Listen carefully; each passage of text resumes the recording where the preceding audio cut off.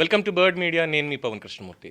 బండి సంజయ్ కుమారుడు బండి Bhagirath POCSO case ఏదైతే ఉందో అది కాస్త జటిలం అవుతున్నట్టుగానే కనిపిస్తోంది. ముఖ్యంగా ఇందులో ప్రతి ఒక్కళ్ళు అతని వెల్విషర్స్ కావచ్చు, మిగతా వాళ్ళు కావచ్చు, కోరేది ఏంటంటే ఎక్కడున్నప్పటికీ కూడా కోర్టులో పిటిషన్ వేసినప్పటికీ ఇంటరిమ్ బెయిల్ మీద విచారణ జరుగుతున్నప్పటికీ అరెస్ట్ చేయకుండా ఈ మొత్తం అంతా అయ్యే లోపు ఏదైతే 5 రోజుల సమయం అనేది ఇచ్చారో ఆ మధ్యలో ఆ ఇంటరిమ్ రిలాక్సేషన్ కావాలనే దాని మీద ఓ పక్కన విచారణ జరుగుతుంది. కాబట్టి బేషరతుగా ముందుగానే ఎటువంటి తప్పు చేయలేదు అనేటువంటి ఒక ఆలోచన ఉన్నప్పుడు పోలీసులకి సహకరిస్తాను అని చెప్పి లేఖ ఇచ్చినప్పుడు భయపడకుండా పోలీసుల దగ్గరికి వెళ్ళి లొంగిపోయి నేను విచారణకు సహకరిస్తున్నాను, ముందుగా ఇది తేల్చిన తర్వాత అది పోక్సోనా కాదా అనేది కోర్టు వారు దీంతో మీరు నన్ను అరెస్ట్ చేయొచ్చు అనేటువంటిది చెప్తే సరిపోతుంది అనేది చాలామంది చెప్తున్నటువంటి మాట. ఎందుకంటే బయట కనిపించకుండా ఉన్నంతకాలం దీనికి సంబంధించి ఒక పక్కన బండి సంజయ్కి సంబంధించినటువంటి పరువు ప్రతిష్టలు ప్రతిరోజు అటు మెట్రోల్లో కావచ్చు, లేదు అంటే గోడల మీద కావచ్చు, బస్సుల్లో కావచ్చు, ఈ పోస్టర్లు పట్టుకొని ఈ బీఆర్ఎస్ వాళ్ళు చేస్తున్నటువంటి ప్రచారం, ముఖ్యంగా దీని మీద స్పందించి ఖండించారు కూడా. వీళ్ళు ఎందుకు చేస్తున్నారో ఏంటి అనేది అందరికీ తెలిసినటువంటిది, ఏ రాజకీయం చేస్తున్నారు అనేది. నేను వ్యక్తిగతంగా అయితే నేను దాన్ని సమర్థించను అన్నటువంటి మాట కూడా అన్నారు. కాబట్టి బండి భగీరథ్ ఎక్కడున్నా సరే ఇమీడియట్గా బషీరాబాద్ పోలీసుల దగ్గరికి వెళ్తారా, లేదంటే డీజీపీ దగ్గరికి వెళ్తారా, వెళ్ళి లొంగిపోయి అక్కడ సార్ దీంట్లో ఇవి తేలే వరకు ఇది పోక్సో కింద పెట్టడానికి వీల్లేదు అనేటువంటిది చెప్పుకుంటే అప్పుడు కోర్టుతోటి సంప్రదించి ఆల్రెడీ సిట్ వాళ్ళు దానికి సంబంధించినటువంటి వ్యవహారం చూస్తున్నారు. కాబట్టి అక్కడ ఏమైనా రిలాక్సేషన్ ఉండేది అవకాశం ఉంది. ఎందుకంటే బండి సంజయ్ గారు సెంట్రల్ హోమ్ మినిస్ట్రీలో ఉన్నారు కాబట్టి, సహాయ మంత్రిగా ఉన్నారు కాబట్టి ఇది వారి పదవికి కూడా ఇబ్బందికరం అవుతుంది అనేది చాలామంది చెప్తున్నటువంటిది. అది కూడా వాళ్ళ సన్నిహితులు, ఆయన్ని అభిమానించేవాళ్ళు అన్న మనకి అవమానాలు అవసరం లేదు, మనం ఇక్కడ తప్పు లేనప్పుడు భయపడాల్సినటువంటి పని లేదు, కాబట్టి దీంట్లో క్లియర్ కట్గా ఏం జరుగుతుంది అనేది చట్ట ప్రకారం వెళ్ళండి, ఇదే అందరూ చెప్పేటువంటిది. సో జటిలం కాకుండా చేయాల్సినటువంటి పాయింట్ ఇది. ఇక బాధితురాలి తల్లి ఆవిడ ప్రెస్కి రిలీజ్ చేశారు చాలా భావోద్వేగంతో కొన్ని పాయింట్లు, దాన్ని కూడా ఒకసారి చర్చించుకోవాలి. అందులో చెప్పినటువంటి విషయాలు ఏంటంటే మొత్తం 15-20 పాయింట్ అందులో మెన్షన్ చేశారు. ఈ పోక్సో కింద నమోదు చేయబడింది, భరించలేని మానసిక వేదనలో ఉన్నప్పటికీ కుమార్తె గుర్తింపును దేశ చట్టాలు, పోక్సో చట్ట నిబంధనలు మరియు భారత సుప్రీంకోర్టు ఆదేశాలను గౌరవిస్తూ నేను గోప్యంగా ఉంచుతున్నానన్నారు. అది నా కుమార్తెకు రక్షణకు గౌరవం మరియు ప్రజా అవమానాల నుండి విముక్తమైనటువంటి భవిష్యత్తు లభించాలంటే ఏదైతే సోషల్ మీడియాలో సర్క్యులేట్ అయిందో తనకు సంబంధించినటువంటి వివరాలు, ఫోటోలు, ఎక్కడెక్కడికి వెళ్ళింది ఏంటి అనేది వాటికి సంబంధించి. ఇక ఈ 470 కోట్లు ఉన్నాయి ఆస్తి పరులు 5 కోట్ల కోసం డిమాండ్ చేసేవాళ్ళు కాదు అన్నటువంటి పాయింట్కి ఇక్కడ తెరపడింది పక్కాగా. ఎందుకు అనంటే మేము ఒక సాధారణ మధ్యతరగతి కుటుంబం, మాకు ఎటువంటి రాజకీయ శక్తులు లేవు, మేమేమి ప్రభావశీలులం కాదు, మా కుమార్తె కళలు, విలువలు, విద్య మరియు ఆశయాలతో పెంచాం. ఈరోజు మా బిడ్డను రక్షించమని సంస్థల ముందు వేడుకోవాల్సి వస్తుందని, న్యాయం కోసం మా కేకలు వినిపించాల్సి వస్తుందని ఎప్పుడు ఊహించలేదు. అంటే వాళ్ళు ఇంగ్లీష్లో రిలీజ్ చేశారు, దానికి తెలుగు ట్రాన్స్లేషన్ అంతే. సో ఇది చెప్పారు. ఈ ప్రకటన అనేది ప్రచారం కోసమో ప్రతీకారం కోసం కాదు, మౌనం కంటే మాట్లాడడం ఇప్పుడు తక్కువ బాధాకరంగా ఉంటుంది కాబట్టి, మౌనంగా ఉండి బాధపడే కంటే మాట్లాడి కాస్త ఇబ్బంది పడినా పర్వాలేదు, ఉన్న విషయాలు చెప్పాలి కాబట్టి లేఖ విడుదల చేస్తూ ఉన్నారు. దీంట్లో చెప్తున్నట్టుగా 2025లో బండి భగీరథ్ తోటి పరిచయం ఏర్పరుచుకుంది, సాధారణ పరిచయంగా ప్రారంభమైంది. నిరంతర సంభాషణలు, భావోద్వేగపు భరోసాలు, పదే పదే ఒప్పించడాలు మరియు వ్యక్తిగత సన్నిహిత సంబంధాల ద్వారా భావోద్వేగంగా ఆధారపడడం జరిగింది. ఇది బహిరంగంగా చెప్పడం అనేది తల్లిదండ్రులుగా మాకు బాధాకరం. So she cleared it in that. ఆ తర్వాత మా కుమార్తె ఆరోపణల ప్రకారం తనని చాలా ప్రభావితం చేశారు, మెంటల్గా నియంత్రించారు, చదువు మరియు భవిష్యత్తు మీద దృష్టి పెట్టకుండా నిరుత్సాహపరిచారు. ఆమె అసౌకర్యం మరియు నిరాకరణ ఉన్నప్పటికీ పలుమార్లు శారీరక సంబంధాలకు ఒత్తిడి తెచ్చారు, శారీరక సంబంధాలకి ఒత్తిడి తీసుకొచ్చారు. ఆ తర్వాత ఒక తల్లిగా నా కుమార్తె చెప్పిన సంఘటనలన్నింటినీ వింటూ అనుభవించిన బాధను పూర్తిగా మాటల్లో నేను చెప్పలేను. అపార్ట్మెంట్లు, ప్రైవేట్ ప్రదేశాలు, ముఖ్యంగా 2025 డిసెంబర్ 31 రాత్రి నుండి 2026 జనవరి 1 ఉదయం వరకు మొయినాబాద్లో జరిగిన ఘటనను ఆమె వివరించింది. తన నిరాకరణ ఉన్నప్పటికీ మద్యం సేవించమని ఒత్తిడి తెచ్చారు. తర్వాత తాను బలహీన స్థితిలో ఉన్నప్పుడు అనుచిత శారీరక ప్రవర్తన మరియు బలవంతపు ప్రవర్తనకు గురయ్యాను ఆమె తెలిపింది. ప్రతిసారి ఈ సంఘటనలు గుర్తు చేసుకున్నప్పుడు ఆమె కళ్ళలో భయం, అవమానం మరియు భావోద్వేగపు క్షోభ కనిపించేది. ఈ ఆరోపణలు ప్రస్తుతం దర్యాప్తులో ఉన్నాయి. నిజం వెలుగులోకి వస్తుంది అని మేము చట్టం మీద విశ్వాసం ఉంచుతున్నాం. ఈ పాయింట్ ఇక్కడికి క్లియర్. ఇక రెండో పేజీలో మా కుటుంబం దగ్గర అనేక ఎలక్ట్రానిక్ కమ్యూనికేషన్ చాట్లు మరియు సందేశాలు ఉన్నాయి. మా అభిప్రాయం ప్రకారం వాటిలో నిందితుడు పలుమార్లు క్షమాపణ కోరడం, భావోద్వేగపు క్షోభను వ్యక్తపరచడం, బాధ కలిగించారని అంగీకరించడం కనిపిస్తోంది. కొన్ని సంభాషణల్లో ఈ శారీరక సంబంధాలు, సమావేశాలకు ఒత్తిడి చేసిన విషయాలు కూడా ఉన్నాయని మేము భావిస్తున్నాం. ఒక తల్లిగా అవి సందేశాలు చదవడం అంటే నా కుమార్తె మానసిక వేదనని వర్డ్ టు వర్డ్ చూస్తున్నట్టు అనిపించింది.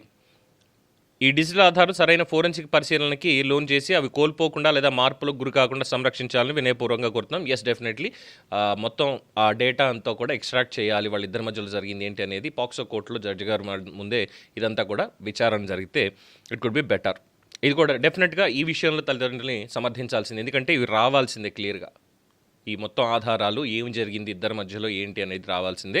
తర్వాత ఇక 2026 జనవరిలో సంబంధం అకస్మాత్తుగా ముగిసిన తర్వాత మానసిక పరిస్థితి తీవ్రంగా దెబ్బతింది. మేము పెంచిన అమ్మాయిలా లేదు, ఒంటరిగా మారిపోయింది, చాలా కలత చెందింది, మానసికంగా అలసిపోయింది, పూర్తిగా మనసు విరిగిపోయింది.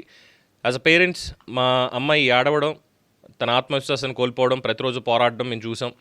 ఈ సమయంలో నిందితుడు భయాందోళనలో మా జోక్యం కోరుతూ సందేశాలు పంపించినట్టుగా కూడా ఉంది. మా దృష్టిలో ఆ సందేశాలు మా కుమార్తె కలిగిన మానసిక నష్టంపై అతనికి అవగాహన ఉందని సూచిస్తున్నాయి. 26 మార్చి ఏప్రిల్లో మేము చట్టపరమైన చర్యలు తీసుకోవాలని ధైర్యం కూడగట్టినప్పుడు, అంటే జనవరిలో అయింది, ఫిబ్రవరి, మార్చ్ అండ్ ఏప్రిల్ 21న 2 కుటుంబాలకు సంబంధాలున్న ఒక వ్యక్తి ద్వారా మా కుటుంబంపై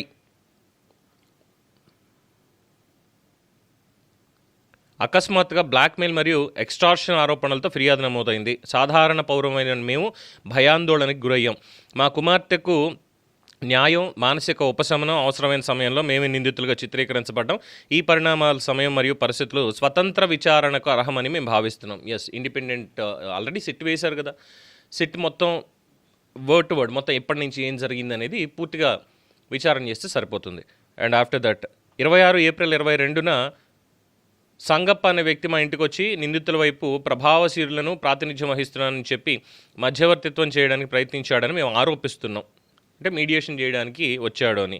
తర్వాత బండి సంజయ్ కుమార్ గారిని ఏప్రిల్ 23న ఆయన నివాసంలో కలిసాం. బాధలో ఉన్న పిల్లల తల్లిదండ్రులుగా మేము భరోసా, రక్షణ మరియు మానవత్వం ఆశిస్తూ ఆ సమావేశానికి వెళ్ళాం. కానీ అక్కడి నుంచి భయంతో మేము తిరిగి వచ్చాం. రాజకీయ ప్రభావం, అనుచరులు మరియు కుటుంబాన్ని ఇబ్బంది పెట్టే వారికి పరిణామాలు ఉంటాయని కొన్ని వ్యాఖ్యలు చేశారని మేము ఆరోపిస్తున్నాం. ఆ రోజు నుంచి మా కుటుంబం నిరంతరం భయం మరియు మానసిక ఒత్తిడిలో జీవిస్తోంది. ఇక 2026 మే 8 మాలో మిగిలిన భావోద్వేగ బలాన్ని కూడగట్టుకొని, ఇప్పుడు ఏప్రిల్ 23 నుంచి మే 8 వరకు కూడా బలాన్ని కూడగట్టుకొని పెట్బాషీరాబాద్ పోలీస్ స్టేషన్కి వెళ్ళి పాక్సో చట్టం కింద ఫిర్యాదు నమోదు చేయాలని కోరింది. మైనర్ బాలికకి సంబంధించిన తీవ్రమైన ఆరోపణలు వెల్లడించినప్పటికీ మమ్మల్ని 5 గంటల పైగా వేచి ఉండేలా చేశారని మేము ఆరోపిస్తున్నాం. ఈ సమయంలో మా కుమార్తె భావోద్వేగంగా కుంగిపోయి అక్కడ కూర్చొని ఉండగా మేము అధికారులను వేడుకున్నాం. పరిధి, సమస్యలు, ఫిర్యాదు, బదిలీ అంశాలు ఉన్నాయని, జీరో ఎఫ్ఐఆర్ ప్రక్రియ మీద ఇవన్నీ మేము పదే ఒత్తిడి చేసిన తర్వాత ఫిర్యాదు స్వీకరించారు. ఇదే సమయంలో ఎఫ్ఐఆర్ నెంబర్ 253/2026 ఇప్పటికే కరీంనగర్ 2 టౌన్ పోలీస్ స్టేషన్లో మా కుటుంబం మీద ఎక్స్టార్షన్ మరియు బ్లాక్మెయిల్ ఆరోపణలతో నమోదైందని మేము తెలుసుకున్నాం. ఈ సంఘటనల క్రమం మరియు సమయం మమ్మల్ని తీవ్రంగా కలిచేసింది. ఈ బాలల రక్షణ చట్టం కింద ఫిర్యాదుదారులుగా రక్షణ పొందాల్సిన మేము భయం, ప్రత్యారోపణలు మరియు సామాజిక అవమానాల కింద చిక్కుకున్నాము. జనరల్ డైరీ ఎంట్రీలు, CCTV footage, FIR metadata, station records, ఫిర్యాదు రిజిస్టర్లు మరియు ఎలక్ట్రానిక్ ఆధారాలను సంరక్షించాలని మేము కోరుతున్నాం. తద్వారా వాస్తవ సంఘటనల క్రమం చట్టం ముందు స్పష్టంగా బయటపడుతుంది. ఆఫ్టర్ దట్ సమాజపు పబ్లిక్ తీర్పులు, వ్యాఖ్యలు, అవమానాలు ఎన్నో ఎదుర్కోవాల్సిన పరిస్థితి రావద్దు. మైనర్ బాలిక గుర్తింపు బయటపెట్టే వివరాలు ప్రచారంలోకి వచ్చాయని మేము ఆరోపించడం,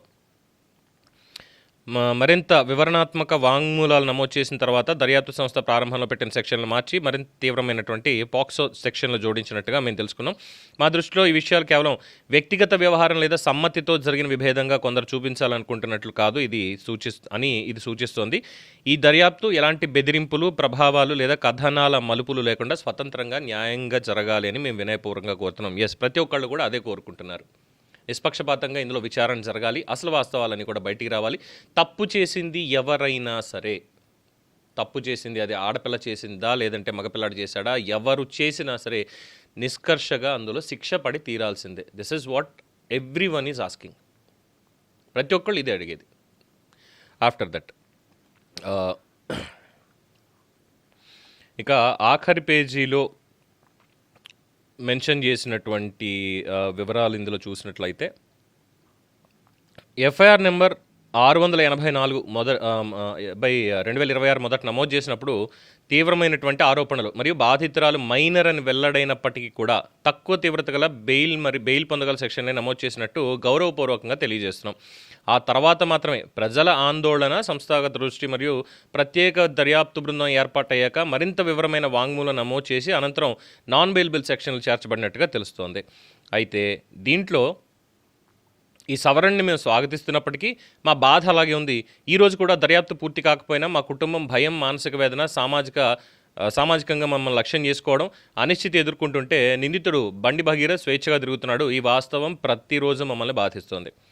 తర్వాత ఇక్కడ ఈ పర్టికులర్ పాయింట్ దీని మీద ప్రతి ఒక్కళ్ళు మాట్లాడేది ఫస్ట్ దీని మీద మాట్లాడుతున్నాం కాబట్టి ఇది తేలిపోయింది అనుకోండి, ఆటోమేటిక్గా కోర్టులో కూడా చాలా క్లియర్గా ఉంటుంది కేసు అనేది.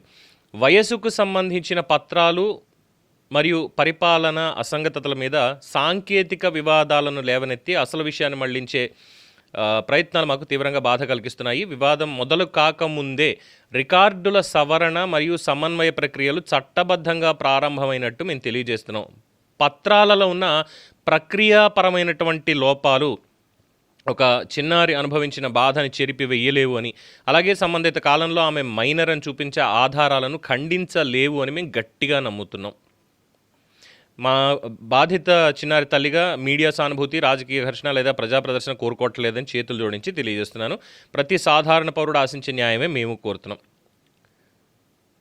నిష్పక్షపాత దర్యాప్తు, సాక్ష్యాల రక్షణ, మా కుమార్తె గౌరవం కాపాడడం మరియు రాజకీయ ప్రభావం, సామాజిక స్థాయి, అధికారాన్ని పక్కన పెట్టి చట్టాన్ని సమానంగా అమలు చేయడం, ఇవన్నీ కూడా ఇందులో మెన్షన్ చేశారు. ఏ తల్లిదండ్రులు తమ పిల్లల గౌరవం మరియు భవిష్యత్తు సమాజం చేత నాశనం కావడాన్ని చూడకూడదు. దిస్ ఇస్ వాట్ నిజంగా ఒక తల్లిలా మాట్లాడినటువంటి మాట. ఏ తల్లిదండ్రులు కూడా తమ పిల్లల గౌరవం మరియు భవిష్యత్తు సమాజం చేత నాశనం కావడాన్ని చూడకూడదు. వాళ్ళు చూడకూడదు. నిజంగానే ఒక తల్లిగా తన బాధను వ్యక్తపరిచారు, బాగానే ఉంది. ఇక్కడ ముఖ్యంగా ఈ పర్టికులర్ దాంట్లో మెన్షన్ చేసినటువంటి దీంట్లో మెన్షన్ చేసినటువంటిది చూసినట్లయితే